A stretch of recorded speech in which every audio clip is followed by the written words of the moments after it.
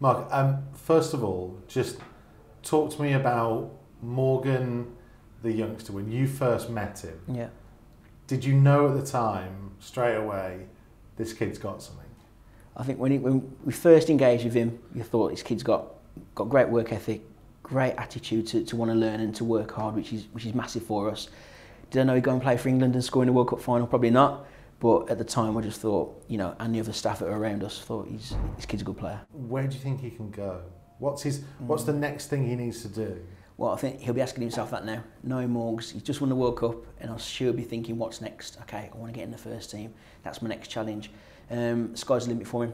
With his ability, there's support around him at the club, which is a great club for him to grow through. I think the sky's the limit for Morgan. He can be what he wants to be. Dan, talk to me about the Morgan when he first arrived with you at 12 years old. He'd been with the club for a couple of years by then. What was he like? Competitive. He loved the game. Had a big desire for the game, and I think you could tell. I could tell at that age he was going to, progress into be a top player. Which like you say, he's on that journey now.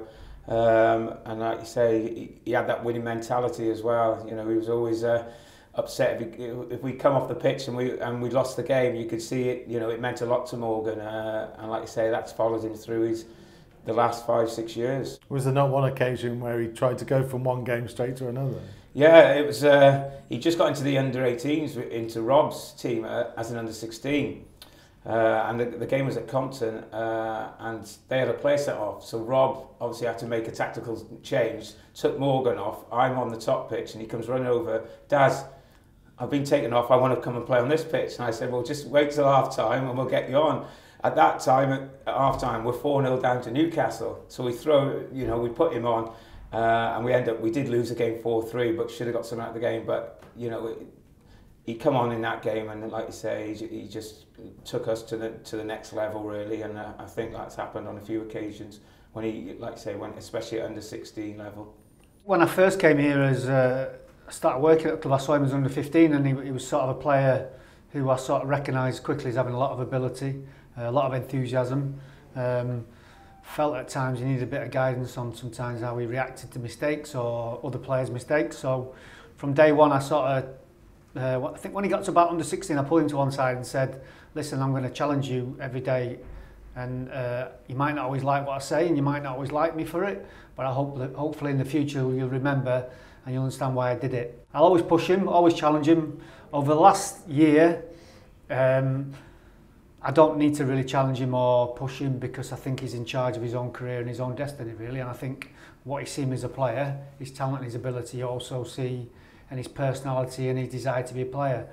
To go to the World Cup after playing 30 minutes in a 23s game and then to sort of push the captain out of the team, get himself in the team for the semi-final, score a goal in the final, I think just sums up him as a player, but more so I think his personality and his character, I think, which are, if you speak to the medical staff from day one, he's been saying, I'll be ready for the World Cup, I'll be ready for the World Cup. He had a setback, but still had a challenge in that and still set himself that challenge, and I think that sums him up, really. I think the academy deserve huge credit once again for the work that they've done with Morgan Gibbs-White.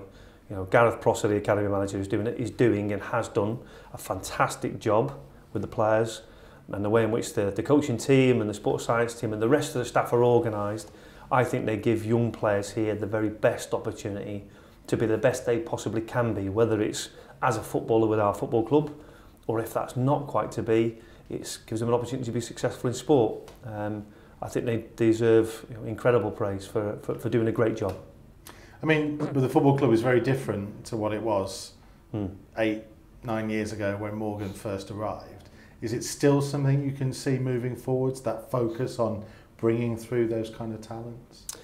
Yeah, very much so, and it's interesting you say that because you are dead right. It's very different to how it was when he first came here, but actually it's also very similar in that the development of young players is at the very heart of everything we want to achieve.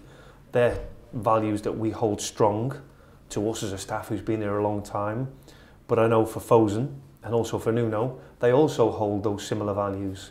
We've already seen a lot of young players get opportunities with the first team, whether it be pre-season or in the cup or in the league, even though we've signed some very good players that are helping us to achieve what we're achieving so far. So So yeah, I think academy players and young players like Morgan and others are at the very centre of what we want to try and achieve here.